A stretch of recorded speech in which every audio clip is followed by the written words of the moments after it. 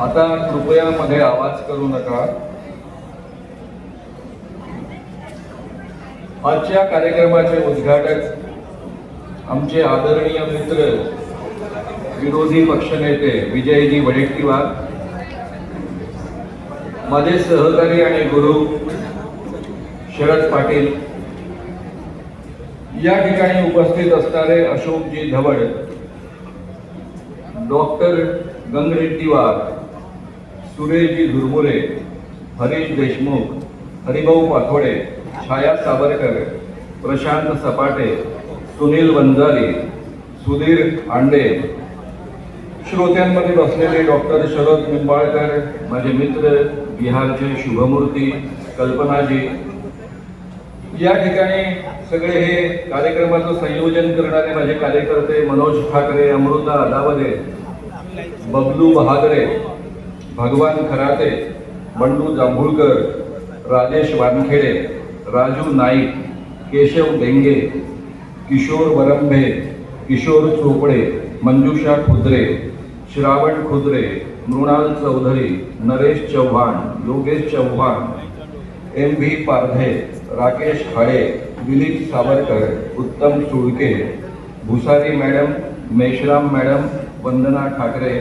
नरेश निमजे, निलेश पाटील, नीरज चौबे, क्षितिज आणि या ठिकाणी उपस्थित असणाऱ्या नागपूरकर स्त्री पुरुष नागरिकांनो आणि सळसळत्या रक्ताच्या, जिवंत हृदयाच्या, शाबूत डोक्याच्या माझ्या तरुण मित्रांनो, मैत्रिणींनो, बुवा त्याचे बाया, खरात सारख्या बाबांना स्त्रिया का फसतात, या विषयावरच्या एका व्याख्यानाकरता आपण सगळे लोक या ठिकाणी जमलो आहोत। आज व्याख्यानाचे विषय दोन आहेत। एक, खरात सारख्या बाबांना स्त्रिया का बळी पडतात। नाशिक मधलं हे खरात बाबांचं प्रकरण नेमकं का आणि कसं निर्माण झालं आणि ते एवढं मोठं कसं झालं, हा एक विषय आहे। आणि दुसरा विषय आपल्या नागपूरशी संबंधित विषय आहे। सध्या नागपूरमध्ये आणखी एका भोंदूबाबाचा मुक्काम आहे, त्यांचं नाव आहे धीरेंद्र कृष्ण महाराज। त्या संदर्भातही मला तुमच्या समोर मांडणी करायची आहे। मित्रांनो, खरात प्रकरण सुरू करण्याच्या आधी ते धीरेंद्र कृष्ण महाराज रामकथेच्या निमित्तानं आले। तुम्हा सगळ्यांना नीट कल्पना आहे, गेले 44 वर्ष नागपुरातनच अखिल भारतीय अंधश्रद्धा निर्मूलन समितीचं काम सुरू झालेलं आहे। आमचा मोटो आहे की आम्ही देवाला आणि धर्माला विरोध करत नाही, पण देवा धर्माच्या नावावर सर्वसामान्य माणसांचं जे शोषण केलं जातं, त्यांची फसवणूक केली जाते, त्यांची लुबाडणूक केली जाते, त्यासाठी ही चळवळ आहे। त्या लोकांना जागृत करणं आणि त्या फसवणुकीपासून, शोषणापासून वाचवणं, हे चळवळीचं काम आपण गेली 44 वर्ष करत आलो आहोत। त्यामुळे धीरेंद्र कृष्ण महाराज जर रामकथा सांगत असतील तर त्याला विरोध करण्याचं काही कारण नाही। मी माझ्या कॉलेज जीवनामध्ये वर्ध्यामध्ये संस्कार केंद्र चालवायचो। रामायण महाभारत पोरांपुढे अतिशय वर्णन करून त्या गोष्टी त्यांना सांगायचो। त्यामुळे आपल्या सगळ्यांकरता राम हा प्रेमाचा विषय आहे, आदराचा विषय आहे, कदाचित आदर्शाचा विषय आहे। परंतु त्यांनी 2023 मध्ये 7 आणि 8 जानेवारीला दिव्य दरबार भरवला होता। मी एका वेगळ्या कामाने नागपूरमध्ये आलो होतो आणि मला सगळ्यांनी लक्षात आणून दिलं, पत्रकार मित्रांनी लक्षात आणून दिलं की या माणसाची रामकथा होणार आहे, पण हा रामकथेच्या निमित्तानं दिव्य दरबार आयोजित करतो आणि त्यामध्ये अनेक अंधश्रद्धा पसरवतो। आणि म्हणून धीरेंद्र कृष्ण महाराजांचे जे व्हिडिओज युट्यूबवर उपलब्ध आहेत दिव्य दरबाराचे, ते आता आम्ही अभ्यास केला। आमच्या लक्षात आलं की हा दोन्ही कायद्यांचं उल्लंघन करतो।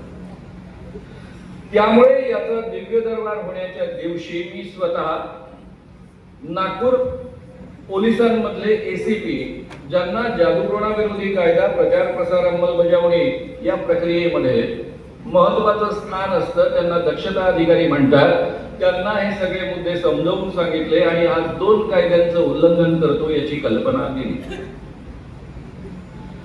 7-8 जानेवारीला प्रत्यक्षात हा दिव्य दरबार भरल्याबरोबर त्यांनीच त्यांच्या संस्थेनं व्हिडिओ प्रसिद्ध केले. त्याचा अभ्यास करून त्यांनी नागपूरमध्ये कोणकोणत्या ठिकाणी कोणकोणत्या मुद्द्यांमध्ये हे उल्लंघन केलेलं आहे याचे तपशील आम्ही तयार केले. त्याच्या आधारावर 9 जानेवारीला मी आव्हान देणारे, या बाबाला जे आव्हान दिलं त्यासाठी जाहीररित्या आव्हान दिलं, प्रेस कॉन्फरन्स घेतली, प्रेस कॉन्फरन्सच्या माध्यमातून हे आव्हान दिलं. 10 जानेवारीला दुसरी तक्रार पोलिसांकडे दाखल केली. ही तक्रार अखिल भारतीय अंधश्रद्धा निर्मूलन समितीनं दाखल केली नव्हती. महाराष्ट्र शासनानं 2013 मध्ये डिसेंबर महिन्यामध्ये जो जादूटोणा विरोधी कायदा संमत केलेला आहे, त्या कायद्याच्या अंमलबजावणीसाठी आणि प्रचार प्रसारासाठी जादूटोणा विरोधी कायदा प्रचार प्रसार अंमलबजावणी समिती गठीत झालेली आहे. त्या समितीचा मी सहअध्यक्ष आहे, अजूनही आहे. अजून सरकारने काढलेलं नाही म्हणून म्हणता येतं की मी अजून आहे. या समितीचे कॅबिनेट मंत्री हे अध्यक्ष असतात, राज्यमंत्री उपाध्यक्ष असतात, अनेक खात्यांचे सचिव त्याचे सदस्य असतात आणि या पद्धतीच्या कमिटीच्या माध्यमातून प्रचार प्रसार महाराष्ट्रामध्ये व्हावा या पद्धतीने प्रयत्न त्या काळात सुरू झाले. त्या कमिटीचा सहअध्यक्ष या नात्यानं या कमिटीच्या लेटर हेडवर मी ही तक्रार दिलेली आहे. ही तक्रार 10 जानेवारीला मी देताना पोलीस कमिशनरांना भेटलो. त्यांना कायद्याच्या जादूटोणा विरोधी कायदा आणि त्यासोबतच drugs and magic remedies act 1954 हा केंद्रामधला कायदा, दोन्हीच्या प्रती मी त्यांच्या समोर दिल्या. कोणकोणत्या मुद्द्याला कसा कायदा लागू होतो याचं सगळं विवेचन त्यांच्या समोर केलं आणि ती तक्रारीची प्रत त्यांच्याही समोर दिली. तोपर्यंत 11 जानेवारीला त्यावेळेस हा बागेश्वर धामवाला बाबा नागपुरातनं पळून गेला असं सगळ्या दैनिकांनी आणि इलेक्ट्रॉनिक्स मीडियाने जाहीर केलं. कारण त्यांचा कार्यक्रम 13 जानेवारी पर्यंत प्रसिद्ध झाला होता आणि ते 11लाच निघून गेले म्हणून ते पळून गेलं असं सगळं तुम्हीच लोकांनी समजून घेतलं होतं. मला असं वाटलं की सरकार ते पळून गेलं यानंतर त्याच्यावर एफआयआर दाखल करते. पोलीस कमिशनरांनी 7-8 दिवसानंतर प्रेस कॉन्फरन्स घेऊन सांगितलं, त्या काळात मी इथेच होतो, त्यांनी सांगितलं की अंधश्रद्धा निर्मूलन कायदा लागू होत नाही. आम्ही या विषयाचा आणि तक्रारीचा अतिशय सखोल अभ्यास केला, पण अंधश्रद्धा निर्मूलन कायदा लागू होत नाही आणि ड्रग्ज अँड कॉस्मेटिक ऍक्ट पण लागू होत नाही. यांनी इतका सुंदर अभ्यास केला होता. या कायद्यामध्ये कुठेही अंधश्रद्धा हा शब्द नाही, अंधश्रद्धा निर्मूलन हा शब्द नाही. हा जादूटोणा विरोधी कायदा आहे. त्या कायद्याची प्रत मी स्वतः कमिशनरांना दाखवली, त्यातले मुद्दे त्यांच्या पुढ्यामध्ये मांडले आणि IPS झालेले कमिशनर यांनी इतका सुंदर 7 दिवसांमध्ये अभ्यास केला होता की ते म्हणतात की अंधश्रद्धा निर्मूलन कायदा लागू होत नाही, असा कोणताही कायदा या जगामध्ये अस्तित्वात नाही. तो लागू कसा होईल? तक्रार जादूटोणा विरोधी कायद्याची होती. त्यानंतर दुसरा विरोध त्यांनी केला की ड्रग्ज अँड कॉस्मेटिक ऍक्ट लागू होत नाही. IPS अधिकाऱ्याला drugs and magic remedies act आणि ड्रग्ज अँड कॉस्मेटिक ऍक्ट मधला फरक कळत नाही. हे शक्य आहे. हे जर शक्य असेल तर ते IPS ची परीक्षा नक्कीच अभ्यास करून पास झालेले नाही. कदाचित जसं वडेट्टीवारांनी सांगितलं त्या पद्धतीनं प्रदीप मिश्राचं त्यांनी ऐकलं असावं, बेलफुलं वाहिली असावेत आणि म्हणून ते पास झाले असावे. एखाद्या IPS अधिकाऱ्याला या 2 कायद्यांमधला फरक कळत नाही असं जर कोणी मला स्वप्नात सांगितलं तरी मी विश्वास ठेवायला तयार नाही. कारण पोलिसांनी ठरवलं होतं ऍक्शन घ्यायची नाही. का ऍक्शन घ्यायची नाही? कारण त्यावेळेसचे उपमुख्यमंत्री आणि महाराष्ट्राचे गृहमंत्री देवेंद्र फडणवीस स्वतःच दिव्य दरबारामध्ये या बाबाच्या पायावर डोकं ठेवायला गेले होते, तेही त्या व्हिडिओमध्ये आहेत. जर आपला बॉस या बाबाच्या पायावर डोकं ठेवतो, ज्याचा आशीर्वाद घेतो, त्याच्यावर कारवाई करण्याची पोलिसांची काय हिंमत आहे? एवढं घाबरट आणि दुबळं पोलीस खातं मी महाराष्ट्रात कधीच पाहिलं नाही. मी जाहीररित्या सांगतो आणि काँग्रेस आणि राष्ट्रवादीचं याकरता मी जाहीर कौतुक पण करतो. मधल्या काळामध्ये जे युतीचं सरकार आलं होतं त्यांचंही कौतुक करतो. मी गेले 44 वर्ष काम करतो आहे पोलिसांसोबत. मी स्वतः माझ्या संघटनेच्या लेटर हेडवर ज्यावेळेस पोलिसांकडे तक्रार करतो, त्यावेळेस मला केवळ पोलीस अधिकाऱ्यांपैकी जास्तीत जास्त ठाणेदाराला नीटपणे समजावून सांगावं लागतं, त्याला कन्व्हिन्स करावं लागतं. फार कमी वेळा मला जिल्ह्याच्या एसपी पर्यंत जावं लागलेलं आहे. म्हणजे मी जर 100 केसेस दाखल केल्या असतील तर त्यातल्या 5 केसेस करता मला एसपी पर्यंत जावं लागलं आहे. मला एकदाही एवढ्या 44 वर्षांमधला 9-10 वर्षांचा कालावधी सोडला तर आधीच्या कालावधीमध्ये कोणत्याही मंत्र्यांकडे काँग्रेसच्या किंवा राष्ट्रवादीच्या किंवा सत्ता स्थानात असलेल्या माणसांकडे जावं लागलं नाही. पोलीस स्वतः कन्व्हिन्स झाल्यानंतर स्वतःहून ऍक्शन घेत असे, असं महाराष्ट्रातलं पोलीस खातं होतं. आणि देवेंद्र फडणवीसांनी गेली 11-12 वर्ष तेच गृहमंत्री आहे, मधला 2.5 वर्षाचा कालावधी सोडला तर त्यांनी या पोलीस खात्याचं फार मातेरं करून ठेवलेला आहे. एक नोकरांची हुजरीगिरींची जमात तयार केलेली आहे. त्यांनी धीरेंद्र कृष्ण महाराजांवर कोणत्याही प्रकारची ऍक्शन घेतली नाही. मला असं वाटलं की सरकार कधी कधी अशा पद्धतीनं वागतं. मुंबईमध्ये मॉरिस सेल्युलो नावाचा एक ख्रिश्चन पाद्री आला होता. बाळासाहेब ठाकरेंकरता जो प्रसिद्ध आहे शिवाजी पार्क, त्या शिवाजी पार्कवर त्याची चंगाई सभा आयोजित झालेली होती. येशू की प्रार्थना से अंधा देखने लगता है, लंगड़ा चलने लगता है, बहरा सुनने लगता है, या पद्धतीचा तो कार्यक्रम होता. 10,000 लोक गोळा होतो. माझ्याकडे तक्रार आली, मी पोलिसांकडे तक्रार केली. पोलीस खातं माझ्याशी फार विश्वासानं वाटतं. त्या ठाणेदार पोलीस अधिकाऱ्यांनी मला कल्पना दिली की सर, मंत्रालयाचा दबाव आहे, आम्ही ऍक्शन घेणार नाही, तुम्हाला जे काही करायचं असेल ते कोर्टाच्या माध्यमातून करा. दुसऱ्या दिवशी त्यांनी सांगितल्यानंतर घाई आम्ही हायकोर्ट मूव्ह केलं. 5 वाजता जेव्हा आम्ही त्यांच्याकडे अर्ज घेऊन गेलो तर सगळ्यात पहिले न्यायमूर्ती चिडले. कोर्ट बंद होत आहे, तुम्ही अर्ज घेऊन आलात. माझं नाव ऐकल्यानंतर जरा शांतपणे त्यांनी अर्ज ऐकला. 6:30 पर्यंत थांबले. आदेश लिखित स्वरूपामध्ये दिला की कायद्यामध्ये बसतं, त्यामुळे ताबडतोब यावर ऍक्शन घ्या. मी ताबडतोब मुंबई पोलीस कमिशनरांकडे गेलो. 2 तास त्यांच्या समोर बसून होतो. पोलिसांनी एक काम केलं की मॉरिस सेल्युलोला, तो अमेरिकन नागरिक होता, ख्रिश्चन पाद्री होता, पण अमेरिकेतला होता, त्याला रात्रीच्या विमानामध्ये बसवलं आणि उडवून लावलं. तिसऱ्या दिवशी त्याच्या चंगाई सभेकरता 10,000पेक्षा अधिक लोक आले होते आणि ते सगळे लोक मी त्या ठिकाणी पाहायला गेलो तेव्हा मला शिव्या घालत होते की या नालायक माणसामुळे त्या पाद्र्याला इथून जावं लागलं. म्हणजे सरकार कधी कधी असं वागतं हे मी समजून घेऊ शकतो, त्यांची मजबुरी मला समजून येते. पण त्यांनी FIR दाखल केला. मला असं वाटलं की 11 तारखेला धीरेंद्र कृष्ण महाराजाला पळवून लावलं या सरकारने, कारण देवेंद्र फडणवीस त्यामध्ये इन्व्हॉल्व होते. त्यांच्याच आमदारांनी तो कार्यक्रम आयोजित केलेला होता. त्यामुळे कदाचित धीरेंद्र कृष्ण महाराज महाराष्ट्राच्या बाहेर गेल्यानंतर ते FIR दाखल करतील. पण आजपर्यंत त्यांनी FIR दाखल केला नाही. उलट पोलीस कमिशनर अमितेश कुमार जाहीररित्या खोटं बोलत आहे की कायदा लागू होतो. आणि कोणाला सांगता येते कायदा लागू होत नाही?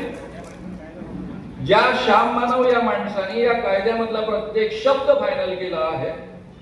महाराष्ट्राच्या कॅबिनेट मंत्रिमंडळाला या कायद्यातले सगळे बारकावे त्यांच्यापर्यंत पोहोचवून त्यांची संमती मिळवलेली आहे.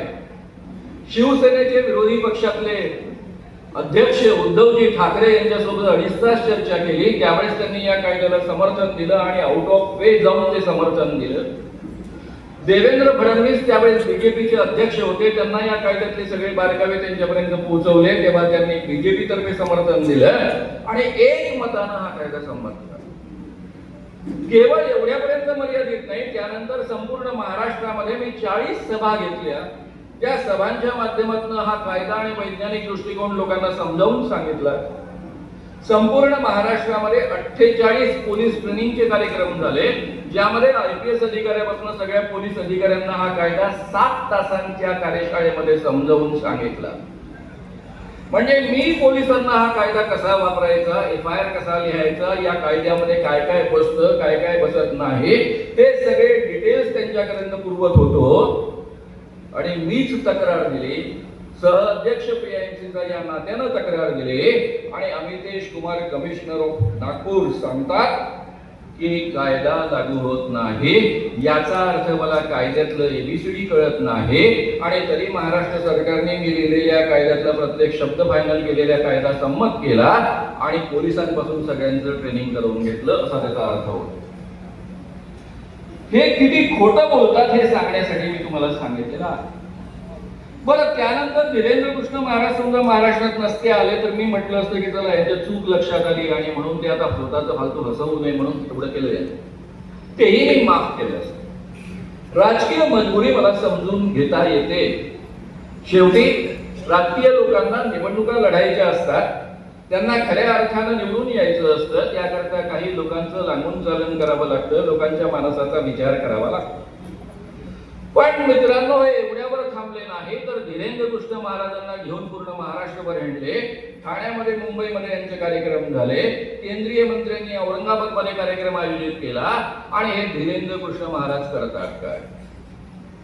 दिव्य दरबारामध्ये सांगतात तुम्हाला भूत लागलेला आहे, तुम्हाला काळी विद्या झालेली आहे, अमुक अमुक तुमच्या काकीने अमुक अमुक तुमच्या नातेवाईकांना तुम्हाला जादूटोणा आणि करणी केलेली आहे.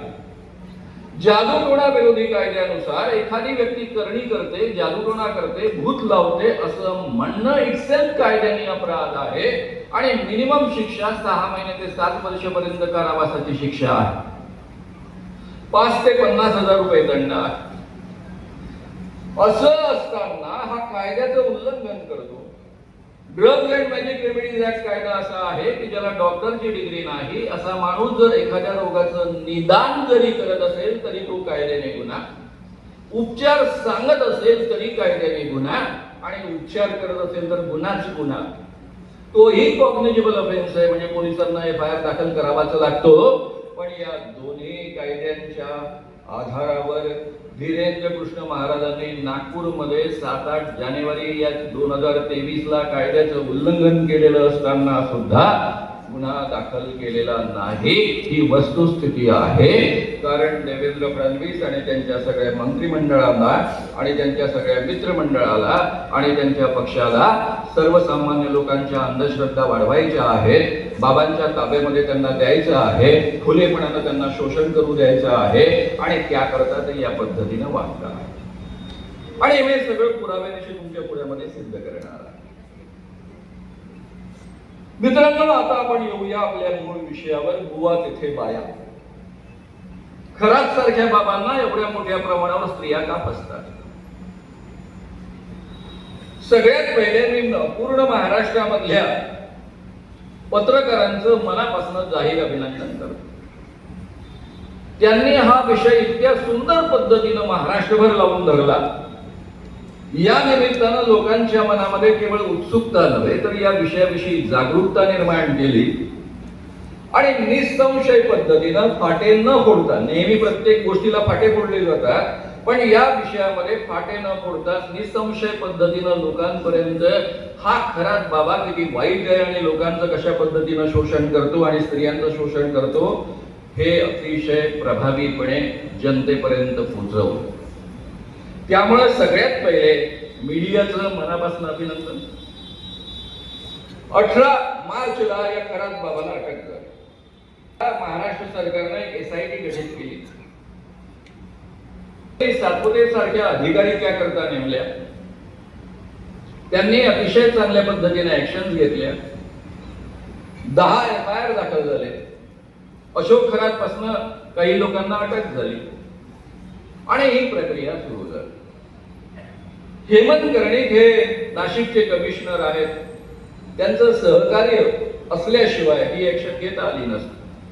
त्यामुळे तेजस्विनी सातपुते असतील, त्यांचं संपूर्ण पोलीस दल असेल आणि त्याशिवाय हेमंत कर्णिक असतील, त्या सगळ्यांचे मनापासून अभिनंदन. आणि ज्यावेळेस मला पोलीस खात्याचं अभिनंदन करावं लागतं त्यावेळेस स्वाभाविकच गृहमंत्र्यांचं अभिनंदन करावं लागतं. कारण हे पोलीस खातं स्वतंत्रपणे वागत नाही, वावरत नाही. जोपर्यंत गृहमंत्र्यांची म्हणजे आताचे मुख्यमंत्री आणि गृहमंत्री देवेंद्र फडणवीस यांची हिरवी झेंडी असत नाही किंवा डायरेक्ट सूचना असत नाही, तोपर्यंत एवढी मोठी ऍक्शन होणं शक्य नाही. आणि त्यामुळे खराब प्रकरणामध्ये त्यांनी पोलिसांना ऍक्शन घेण्यासाठी प्रवृत्त केलं. याबद्दल त्यांचं मनापासून जाहीररीत्या अभिनंदन. पहिल्यांदा तुम्ही गृहमंत्री म्हणून स्वतःचं कर्तव्य उत्तमपणे पार पाडलं, याकरता तुमचं अभिनंदन. आता मित्रांनो, हे अशोक खरात प्रकरण नेमकं काय? हे पहिलं अपवाद प्रकरण आहे का? बेसिकली माझ्यापेक्षा तुम्हाला अशोक खरात प्रकरणाची अधिक चांगली माहिती आहे. आपल्याला असं म्हटलं जातं, सांगितलं जातं की कॅप्टन अशोक खरात यांना अटक झाली. मुळामध्ये हा माणूस बीएससी झालेला आहे. त्यानंतर मर्चंट नेव्ही मध्ये तो कॅप्टन होता. अनेक वर्ष देश विदेशांमध्ये हिंडला, अशी बातमी आपल्यापर्यंत आधी पोहोचली होती. प्रत्यक्षामध्ये हा माणूस नॉन मॅट्रिक आहे. अरे बापरे, याला मॅट्रिक पास होता आलं नाही. काही पत्रकारांनी त्याची पत्रिका काढली, म्हणजे मार्कशीट काढली. त्यामध्ये याला गणितामध्ये 35 पैकी 28 मार्क आहे, म्हणून याला मॅट्रिक पास होता आलं नाही. आणि हा न्यूमरोलॉजिस्ट आहे, अंक भविष्य सांगणारा आहे. आकड्यांवरनं तुमचं माझं भविष्य सांगणारा आहे. या अशोक खरातला ज्योतिषी म्हटलं जातं, न्यूमरोलॉजिस्ट म्हटलं जातं, कॉस्मोलॉजिस्ट म्हटलं जातं. कॉस्मोलॉजी म्हणजे काय? माणसाची उत्पत्ती कशी झाली, या विश्वाची उत्पत्ती कशी झाली याचा अभ्यास करणं. कॉस्मोलॉजी हा भविष्यशास्त्रातला कोणताही विषय नाही. म्हणजे हा फार मोठा सायंटिस्ट असला पाहिजे, तेव्हाच कॉस्मोलॉजिस्ट त्याला म्हटलं जाऊ शकतं. असा हा खरात बाबा. त्याच्या गावचे लोक, त्याचे जे गाव आहे त्या गावचे लोक काय सांगतात? त्याच्या गावचे लोक सांगतात की हा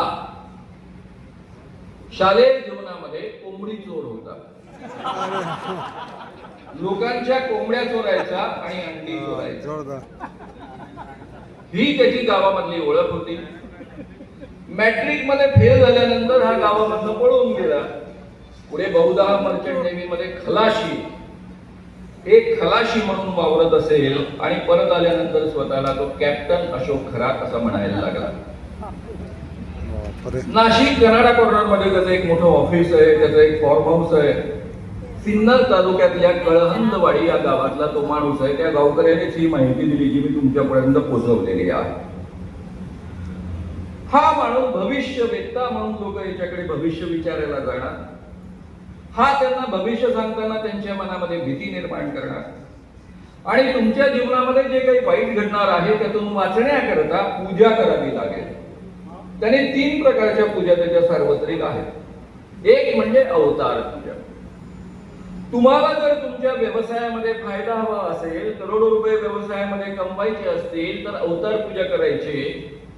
आणि ती अवतार पूजा करताना तो लोकांकडनं प्रचंड पैसे उकळतो आणि एक एफआयआर दाखल झाला, त्यामध्ये 2,62,000 रुपयांची फसवणूक झाली या पद्धतीची तक्रार दाखल झालेली आहे. त्याची याहून दुसरी एक प्रसिद्ध पूजा आहे. तो असा आभास निर्माण करतो की वर्षातनं ही पूजा एकदाच करता येते. त्याचं जे मंदिर आहे त्या मंदिराच्या आवारामध्ये तो ही पूजा करतो. सिन्नर तालुक्यातल्या मंदिराच्या आवारामध्ये, त्याला ईशान्येश्वर मंदिर असं म्हणतात. त्या आवारामध्ये रात्रीच्या अंधारामध्ये तो ज्याला पूजा करायची आहे त्याच्या डोळ्यावर पट्टी बांधतो. पट्टी बांधल्यानंतर त्या ठिकाणी एक साप अवतरित होतो आकाशामधनं. तो साप प्रत्यक्ष यांना दिसतो, कारण तेव्हा पट्टी डोळ्यांवरनं काढलेली असते. साधारणतः हा साप 15 मिनिटापर्यंत त्यांना दिसतो, सापाचं दर्शन होतं, ती माणसं खुश होऊन जातात. पण ही पूजा स्वस्त नाही, मिनिमम 3 ते 5 कोटी रुपये त्याकरता घेतले जातात. ज्याने 3 कोटी रुपये देऊन ही पूजा केलेली आहे त्यानेच हे स्टेटमेंट दिलेलं असल्यामुळे आपल्याला त्यावर विश्वास ठेवणं आवश्यक आहे. या 2 पूजा आहेत त्या पुरुषांकरता. स्त्रियांकरता त्याची स्वतंत्र पूजा असते, त्याला म्हणतात शुद्धीकरण पूजा. तो स्त्रियांचं शुद्धीकरण करतो. आता तुम्ही जे व्हिडिओज पाहिले, माझ्यापेक्षा कदाचित तुम्ही जास्त पाहिले असणार आहे, त्यामध्ये काय आहे की हा बाबा त्याच्याकडे आलेल्या स्त्री भक्ताला बसवतो किंवा उभं करतो, तिच्या डोक्यावर एखादा तांब्या देतो, त्यामध्ये पाणी असतं, त्यानंतर तो तिच्या कानामध्ये मंत्र पुटपुटतो आणि एका व्हिडिओमध्ये स्पष्ट दिसते की तिच्या मागे उभा राहून तो लघवी करतो. एका भांड्यामध्ये ती लघवी गोळा करतो, त्यानंतर तिला तीर्थ म्हणून ते प्यायला देतो. एसआयडीचं म्हणणं सुद्धा असं आहे की तो लघवी प्यायला देत होता. ती लघवी, स्त्रियांना सवय नसते हो लघवी घेऊन पाहिजे, ते काही मोरारजी देसाई नाहीये आणि त्यामुळे त्यांना सवय नसते, त्यांना माहित नसते की लघवीची चव कशी असते. त्यांना ती कडवट खरट वाटायची. त्यानंतर काही स्त्रियांनी असं म्हटलेलं आहे की आम्हाला चक्कर यायचे, मूर्छित झाल्यासारखं वाटायचं आणि पुढे त्यांचा शारीरिक उपभोग घेतला जायचा. या पद्धतीची ही प्रक्रिया वापरली जायची. आणि खरात बाबाचं म्हणणं असं आहे की हे जे काही आहे ती शुद्धीकरण प्रक्रिया आहे आणि धार्मिक विधीचा तो एक भाग आहे. पोलिसांना त्यांनी स्टेटमेंट दिलं, ते फार विचित्र स्टेटमेंट आहे. तो म्हणाला मी कोणताही गुन्हा केला नाही, एकाही स्त्रीवर मी तिच्या इच्छेविरुद्ध बलात्कार केलेला नाही, मी फक्त धार्मिक विधी केलेला आहे आणि त्या विधीचा अविभाज्य असणारा भाग म्हणून त्या स्त्रियांसोबत जे करायचं ते केलेलं आहे. निर्लज्जपणाचा हा कळस. मित्रांनो, यामध्ये जी पहिली तक्रार दाखल झाली ती तक्रार अशी आहे की एक मुलगी तिचं लग्न व्हायचं होतं, त्याच्या आधी बाबाकडे गेली. बाबाने तिला पेंडंट दिला, तुझं लग्न होईल असं सांगितलं. दरम्यानच्या काळामध्ये तिचं लग्न फायनल झालं. लग्न फायनल झालं असताना तिची बीएससी ची एक्झाम होती म्हणून तिने तो पेंडंट त्या काळापुरता काढून ठेवला. बाबांनी सांगितलं होतं गळ्यातला हा पेंडंट मुळीच काढायचा नाही. तिचं लग्न तुटलं. तिला वाटलं बाबांचा आदेश आपण पाळला नाही, पेंडंट काढला म्हणून आपलं लग्न तुटलं. तिची श्रद्धा अधिक बळावली. मग त्याने सांगितलं की तुला जर खऱ्या अर्थानं तुझं लग्न चांगलं व्हायचं असेल आणि पुढचं आयुष्य सुखानं जगायचं असेल तर शुद्धीकरण केलं पाहिजे. मग त्या पोलीचं शुद्धीकरण केलं. आता ते शब्द घाणेरडे असल्यामुळे मी पुन्हा पुन्हा उच्चारत नाही, त्याचा अर्थ तुमच्यापर्यंत पोहोचलेला. शुद्धीकरण म्हणजे त्या स्त्रीचा भोग घेणं. बरोबर. हे शुद्धीकरण त्या मुलीचं केलं. त्यानंतर तिचं लग्न जुळलं, पण ती त्याला फार आवडली होती, सोडायची नव्हती. आणि लग्न जुळल्यानंतर सुद्धा तिला वारंवार त्याच्याकडे यावं लागलं, कारण त्या मुलीच्या मनामध्ये त्याने भीती घातली की तू माझ्यासोबत संबंध केले नाही, वारंवार शुद्धीकरण केलं नाही तर तुझा नवरा मरेल आणि आपला नवरा वाचावा, तो मरू नये म्हणून ती वारंवार अशोक खरातकडे जात राहिली. असं ते टोटल 3 वर्षाचं शोषण आहे. तिने पहिली तक्रार दाखल केली. दुसऱ्या एका स्त्रीची तक्रार आहे की गेली 10 वर्ष तो या पद्धतीनं तिचं शोषण करतो आहे. मध्ये ती गरोदर राहिली तेव्हा तिचा गर्भपात करून घेतला. एका स्त्रीची तक्रार अशी आहे की ती 7 महिन्याची गर्भवती असताना सुद्धा याने तिच्यासोबत शारीरिक संबंध प्रस्थापित केले. एकूण 19 महिलांनी तक्रारी केल्या, 10 FIR दाखल झाले. पोलिसांचं म्हणणं असं आहे की 100 पेक्षा अधिक स्त्रियांचं शुद्धीकरण या पद्धतीनं झालेलं दिसतं आहे. प्रत्यक्षात ते किती असेल हे कुणालाच माहित नाही. दरम्यानच्या काळामध्ये एका स्त्रीनं कंप्लेंट केली. हे प्रकरण उघडकीस कसं आलं? जाधव नावाचा याच बाबाचा सहकारी. याला बाबा काय करतात त्याचा बऱ्यापैकी अंदाज होता. त्याचं लग्न झालं. लग्न झाल्यानंतर बाबाच्या दर्शनाकरता बायकोला न्यायचं. तर आपल्या बायकोसोबत सुद्धा इतर बायकांसारखाच हा वागतो का हे पाहण्याकरता त्यांनी स्वतंत्र CCTV गुपचूप लावून ठेवले आणि त्यामध्ये आपल्याही बायकोसोबत तो असं वागतो हे त्याच्या लक्षात आलं. त्यावेळेस त्याला इतर बायकांसोबत हा असं वागतो हे दिसलं. त्याने त्या बाईला ब्लॅकमेल करायचा प्रयत्न केला, कारण ती श्रीमंत होती. त्या बाईला ब्लॅकमेल करायचा प्रयत्न केला म्हणून ती सरळ सरळ बाबाकडे गेली. बाबाला सांगितलं. बाबाने त्याच्या विरुद्ध तक्रार दाखल केली की हा ब्लॅकमेल करतो आहे. पोलिसांनी शोध सुरू केला. पोलिसांनी शोध सुरू केल्यानंतर त्यांच्या लक्षात आलं की बाबाचे असे उपद्व्याप आहे. ते व्हिडिओज त्यांनी पाहिले आणि सुरुवातीचं ऍडजस्टमेंट झालं. आता त्याचा अर्थ मी तुम्हाला सांगण्याची गरज नाही, पण ही गोष्ट बाहेर फुटली. यामध्ये अशी माणसं इन्व्हॉल्व आहेत. म्हणजे मी तुम्हाला साधा प्रश्न विचारतो. खरात बाबांकडे अनेक राजकीय लोक गेलेले आहेत. कोण कोण गेलेले आहेत? महाराष्ट्राचे मुख्यमंत्री एकनाथ शिंदे गेलेले आहेत. दीपक केसरकर गेलेले आहेत. राधाकृष्ण विखे पाटील गेलेले आहेत. राष्ट्रवादीच्या रुपाली चाकणकर गेलेले आहेत. राष्ट्रवादीचे इतरही लोक गेलेले आहेत. यामध्ये देवेंद्र फडणवीस यांच्या जवळचे जर 2-4 आमदार किंवा मंत्री जर या बाबाचे भक्त असते तर पोलिसांनी ही ऍक्शन घेऊन त्याला 18 मार्चला अटक केली असती काय?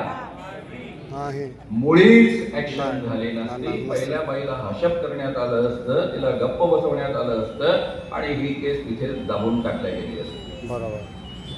त्यामुळे आपण धन्यवाद द्यायला पाहिजे की एकनाथ शिंदे तुम्ही या बाबाचे भक्त होता म्हणून बरं झालं, म्हणून हे प्रकरण उघडकीस आलं. त्याबद्दल तुमचे आभार आणि धन्यवाद. त्यानंतर रुपाली चाकणकर महिला आयोगाच्या अध्यक्ष आणि राष्ट्रवादीच्या महिला आघाडीच्या अध्यक्ष. एका पत्रकाराने, खेमकर नावाच्या पत्रकाराने विरुद्ध बातमी लावली. त्याला झापला, फोन करून झापला. या कायद्यामध्ये जसा गुन्हा करणं म्हणजे जी कृती निषिद्ध मानलेली आहे जादूटोणा विरोधी कायद्यानुसार तो गुन्हा आहे आणि त्याकरता कमीत कमी 6 महिन्यापासून तर 7 वर्ष कारावासाची शिक्षा आहे. त्याच पद्धतीनं या कायद्याचा प्रचार प्रसार करणं हा सुद्धा इक्वल गुन्हा आहे. या कृत्यामध्ये म्हणजे हे जे कृत्य निषिद्ध आहे, कायद्याने ज्याच्यावर बंदी घातली त्या पद्धतीचं कृत्य जर कोणी करत असेल तर त्याला सहाय्य जो करत असेल, अप्रत्यक्ष सुद्धा सहाय्य करत असेल तरी त्याच्यावर गुन्हा दाखल होतो, सहआरोपी म्हणून गुन्हा दाखल होतो आणि त्याला इक्वल शिक्षा होते.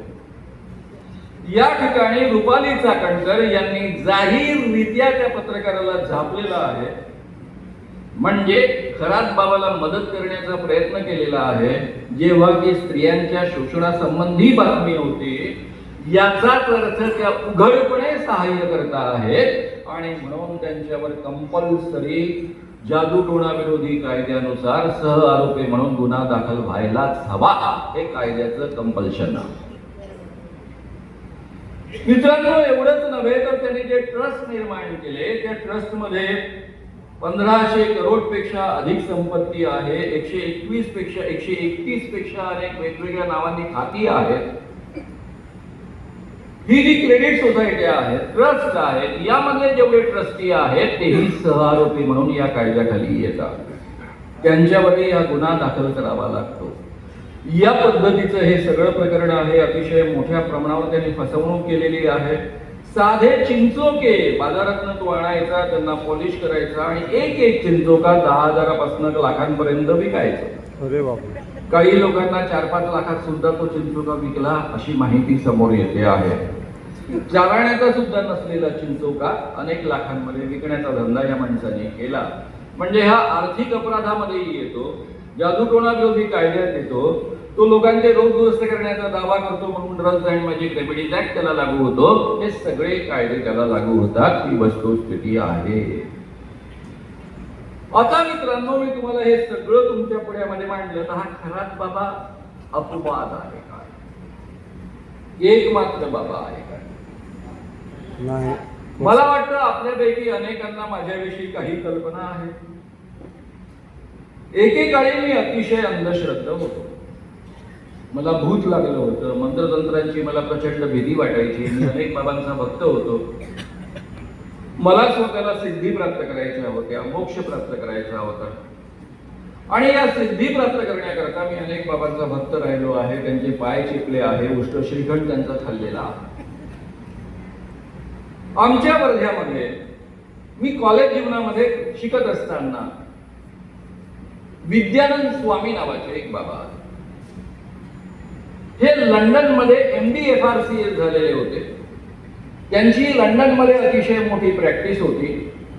एक दिवस त्यांना दृष्टांत झाला की भारतामधला हिंदू धर्म धोक्यात आलेला आहे आणि तो वाचवण्याकरता, त्याचा उद्धार करण्याकरता ते डायरेक्ट लंडनमधनं एकदम वर्धामध्ये अवतरले. माझे वडील त्यांचे परमभक्त. आता माझे वडील काही सामान्य नव्हते. एकेकाळी विनोबांचे ते सचिव राहिलेले होते, साम्ययोग ते संपादक राहिलेले होते, विद्वान गृहस्थ होते, राजकीय दृष्ट्या यवतमाळ जनपदचे उपाध्यक्ष राहिले होते. आणि असा माणूस त्यांच्या नादी लागतो. अर्थात मग मीही आणि माझं घरही लागलं. त्यानंतर माझे वि ग कावळे नावाचे अत्यंत आवडते प्राध्यापक यशवंत महाविद्यालयामध्ये, ज्यांनी ज्ञानेश्वरी या विषयावर PhD केलेली आहे, डॉक्टर वि ग कावळे. आधीच PhD केलेली होती बाबांच्या नादी लागण्याच्या आधी, तेही त्यांच्या नादी. BEd कॉलेजचे प्राचार्य वर्णेकर, तेही त्यांच्या नादी.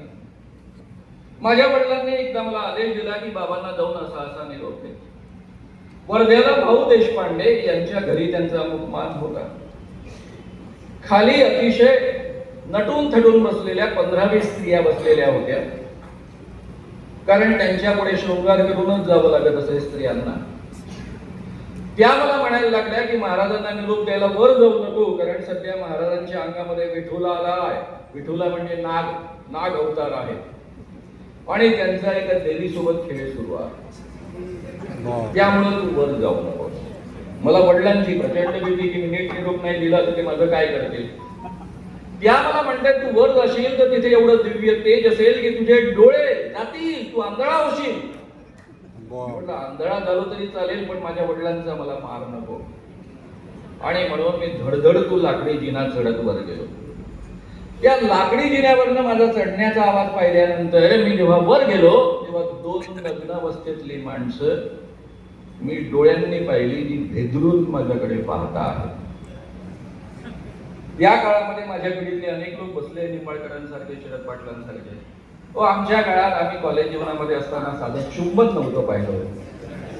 प्रत्यक्षात सोडा, सिनेमात पण नव्हतं पाहिलं. ते फुलाला फुलं लागायचे त्या काळात. इंग्रजी सिनेमात कधी चुंबन दिसलं तर दिसलं.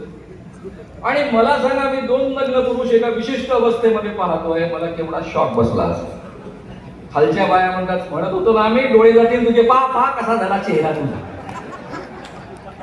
मी तिथून माझ्या कॉलेज मधल्या नाटकाच्या प्रॅक्टिसला गेलो नाही. घरी गेलो, घरच्या लोकांना झापझूप केलं की पुन्हा या बाबाकडे जायचं नाही. बोंबाबोंब करायला सुरुवात केली. तिथल्या स्थानिक तरुण भारताच्या प्रतिनिधीनं ते प्रकरण उचलून धरलं. पुढे पोलीस केस झाली आणि त्या पोलीस केसमध्ये हा लंडन मधला MD-FRCS डॉक्टर जो आहे तो प्रत्यक्षात नॉन मॅट्रिक असलेला जोशी नावाचा एक मुलगा, जो नेव्ही मध्ये दाखल झाला होता, पण नेव्ही मधली कडक शिस्त त्याला पेलवली नाही म्हणून पळून आला होता, असा एक माणूस होता.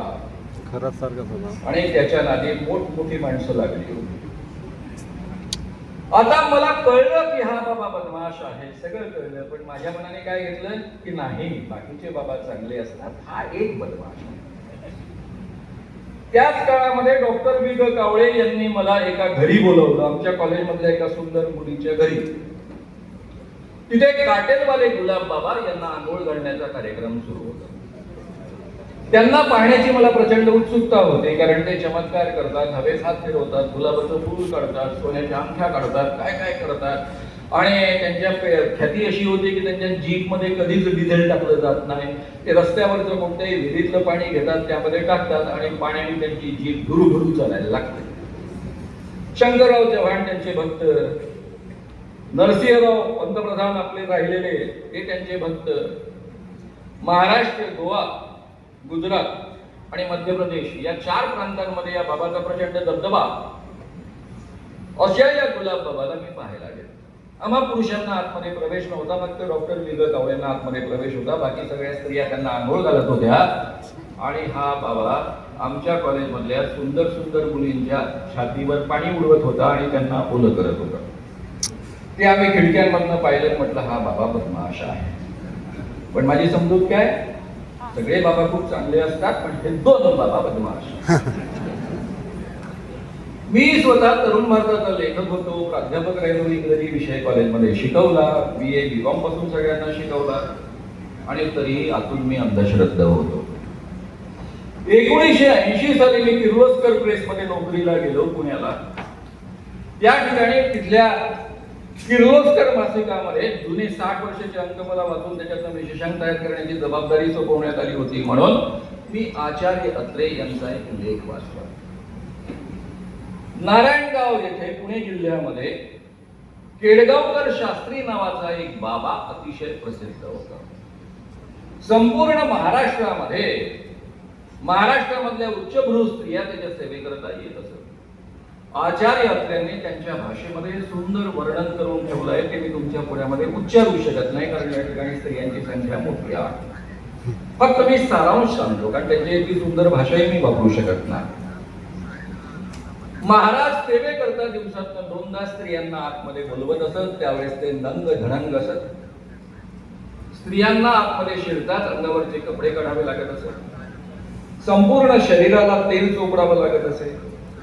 विशेषत्वानं छातीवर तेल लावावं लागत असे आणि छातीवर तेल लावून त्यांचं अंगमर्दन करावं लागत असे. हे अंगमर्दन करताना जी स्त्री त्यांना आवडत असे तिच्यावर मग त्यांची कृपा होत असे. ते सगळं वर्णन आचार्य अत्र्यांनी लिहिलं. त्यांचा भांडाफोड करताना आचार्य अत्र्यांनी शेवटचा जो पॅरा लिहिलाय त्याचा माझ्यावर खूप परिणाम झाला. त्या ठिकाणी त्यांनी वाक्य वापरलं, वृक्ष तेथे छाया, बुवा तेथे माया. जसा वृक्ष छायेशिवाय असू शकत नाही, त्याच पद्धतीनं एकही बाबा बुवांच्या भानगडींशिवाय असू शकत नाही. आणि पुढच्या आयुष्यामध्ये जेव्हा 1982 साली मी अखिल भारतीय अंधश्रद्धा निर्मूलन समितीच्या नावानं ही समिती सुरू केली, पहिल्या 4-5 वर्षांमध्ये अशा पद्धतीचे 100 पेक्षा अधिक बाबा एक्सपोज केले. त्यावेळेस मला आचार्य अत्र्यांनी जे अनेक वर्षांपूर्वी लिहून ठेवलं ते 100% सत्य आहे हे लक्षात आलं. आपण अशोक खरात याला भोंदू बाबा म्हणतो, हे चुकीचं आहे. या जगात कोणीही भोंदू बाबा नसतो, फक्त बाबा असतो. बाबा कोण असतो?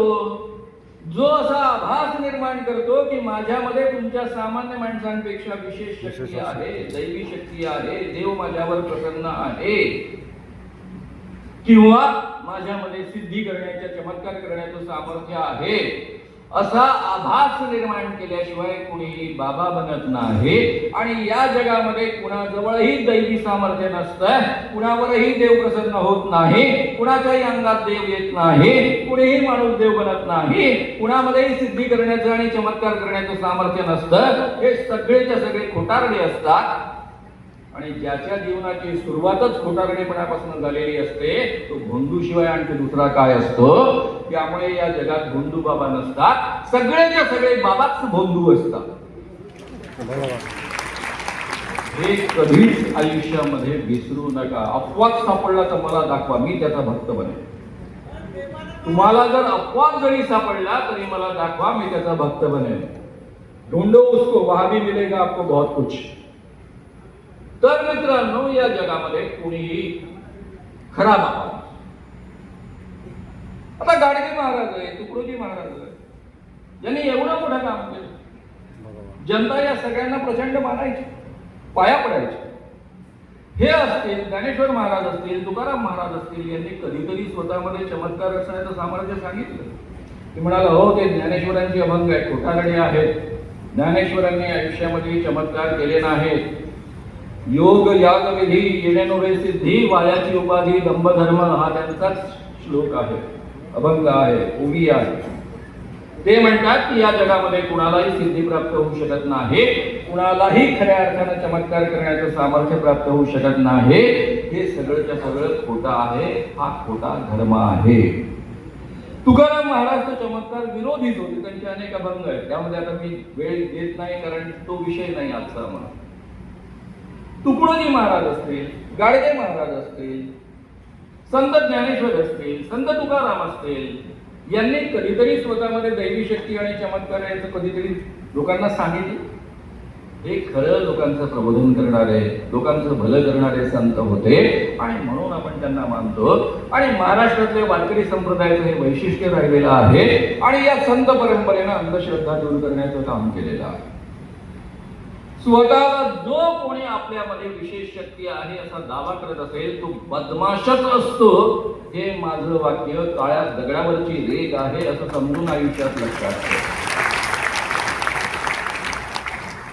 अरे लोकांचं भलं करायचंय तर बाबासाहेब आंबेडकर बनतात, महात्मा गांधी बनतात, विनोबा भावे बनतात. लोकांचं भलं करण्यासाठी रात्रंदिवस झटतात. लोकांचं भलं करण्याकरता धीरेंद्र कृष्ण महाराज नाही बनत.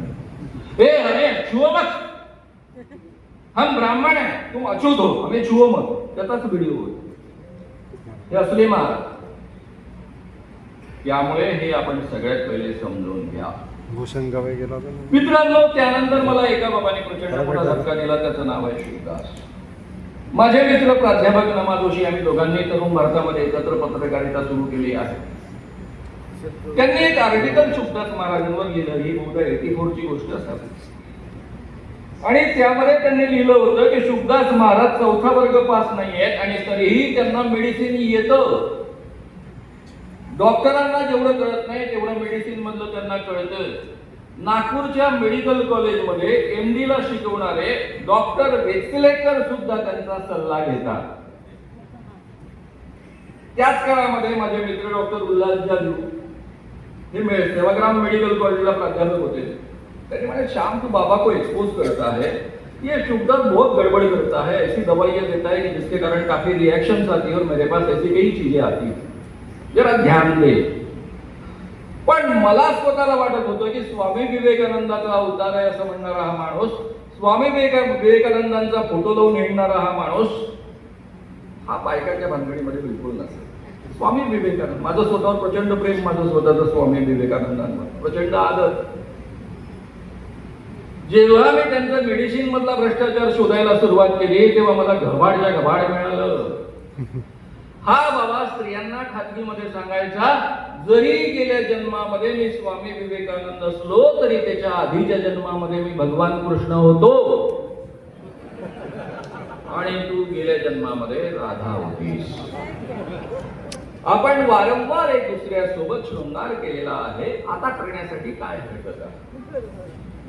बरं, याच्या राधा खूप वाढल्या, राधांचा नंबर लागेल, त्यांच्या आपसात कुरबुरी सुरू झाल्या. त्यातून हे प्रकरण बाहेर आलं, माझ्यापर्यंत आलं आणि मी त्याला फार एक्सपोज केला आणि संपवून टाकलं. त्यावेळेस दैनिक लोकमत मध्ये मी नियमित कॉलम लिहित होतो, त्यामध्ये लागोपाठ 3 लेख या बाबाबद्दल लिहिले आणि हा बाबा मग कायमचा संपला नाही. तर आज महाराष्ट्रामधला अतिशय मोठा तो बाबा. शुभदास नंतर माझ्या डोक्यामध्ये पक्क बसलं की सगळेच बाबा असे असतात, कारण विवेकानंदांचा अवतार म्हणवणारा सुद्धा असतो तर बाकीचाच अपवाद असतो. शुभदासची लेखमाला सुरू असतानाच लोकमतची एक गजानन नावाचा पोरगा मला भेटायला आला. नांदुरा या गावी. आणि तो मला म्हणायला लागला की तुम्ही गुलाब बाबाला का नाही एक्सपोज करत? म्हटलं का रे बाबा, काय झालं? माझी बहीण 21-22 वर्षाची, तिला हा आई म्हणतो. 55-60 वर्षाचा बाबा एखाद्या 21-22 वर्षाच्या मुलीला आई म्हणत असेल तर चांगलीच गोष्ट आहे ना, वाईट काय आहे? तो म्हणाला की 13-14 वर्षाची असल्यापासून तिला आई म्हणतो. अरे म्हटलं मग वाईट काय आहे यामध्ये? कसं तुम्हाला कळत नाही? तो तिला आई वागवतो आणि तिचं 13-14 वर्षाची ती असल्यापासून तिचं दूध पितो. अरे बाप. तेव्हा माझ्या डोक्यात प्रकाश पडला की आई नावाचं प्रकरण काय आहे. आणि मग मी गुलाब बाबाच्या मागे लागलो आणि अक्षरशः मरेपर्यंत त्याला प्रचंड छळलेला आहे. गावोगाव व्याख्यानं देऊन त्याच्या विरुद्ध आंदोलन केलेलं आहे आणि सभांमधनं मांडणी केलेली आहे. त्यानंतर मित्रांनो माझ्या असं लक्षात आलं की सगळेच महाराज असे असतात. आमच्या नागपूरमध्ये हरीश देशमुख, उमेश बाबू चौबे, आज उमेश बाबू चौबेंची प्रकर्षानं आठवण येते, कारण दर कार्यक्रमात या हॉलमध्ये ते माझ्यासोबत असायचे. या लोकांनी कृपाळू महाराजांना आतमध्ये पाठवलं. हा कृपाळू महाराज जर तुम्ही नुसतं इंटरनेटवर शोधलं तर त्याचे संपूर्ण जगभर संस्थानं आहेत, जगभर त्याचे आश्रम आहेत. प्रत्यक्ष भगवान कृष्णाचा हा अवतार मानला जातो, स्वतःला म्हणवायचा. आणि काम काय करायचं माहितीये? प्रवचनाला त्याचा शिष्य प्रवचन द्यायचा, हा बाजूला बसायचा.